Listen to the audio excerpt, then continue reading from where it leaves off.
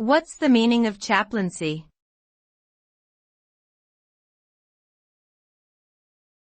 Chaplaincy.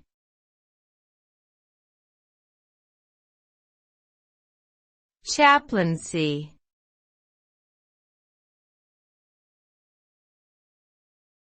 Chaplaincy.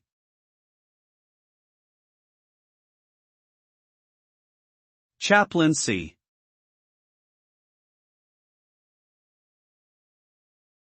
Chaplaincy refers to the provision of spiritual care and support, usually in a professional capacity by a chaplain who is typically associated with a particular organization or institution.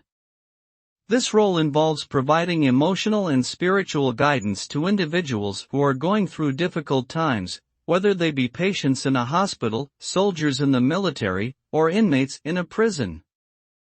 Chaplains may also conduct religious services, lead prayer groups, and offer counseling to people from different faith traditions. The goal of chaplaincy is to provide comfort and assistance to those in need, regardless of their beliefs or affiliations.